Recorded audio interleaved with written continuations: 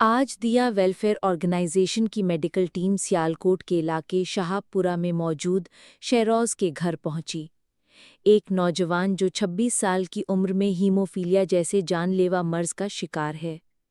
हम उसे फैक्टर लगाने के लिए गए, जिसमें खून की रवानी इस कदर कमज़ोर हो चुकी है कि आमतौर पर आईवी लाइन ही नहीं मिलती।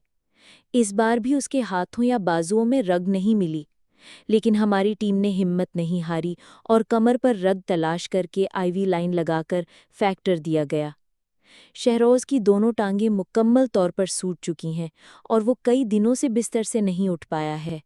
ये वो वक्त है जब एक नौजवान अपने घर वालों का सहारा बनता है, मगर शहरोज़ खुद अपनी माँ के सहारे जिंदगी के लम्हे गुजार रहा है। घर किराए का है, आमदनी का कोई जरिया नहीं।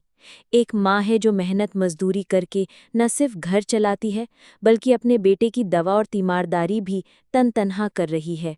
एक बहन है जो अपने भाई की तकलीफ रोज़ाना आंखों से देखती है, और एक छोटा भाई था जो इसी हीमोफीलिया की वजह से अपनी जान गंवा बैठा।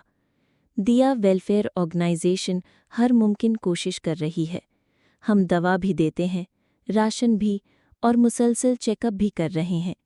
मगर कुछ दर्द ऐसे होते हैं जो सिर्फ दुआ और दवा से नहीं, बल्कि लोगों की मदद, मोहब्बत और अतियात से ही कम होते हैं। आइए, शिरोज़ की ज़िंदगी बचाने के इस सफ़र में हमारा साथ दें। आपका एक अतिया एक माँ के सब्र की ताकत बन सकता है, एक भाई की दुआओं का जवाब, और एक इंसान की ज़िंदगी का नया आगाज़। मदद कीजिए, क्योंकि कहीं किसी के बिस्तर पर ज़िंदगी सिर्फ़ एक फैक्टर, एक दवा और आपकी नीयत की मोहताज है।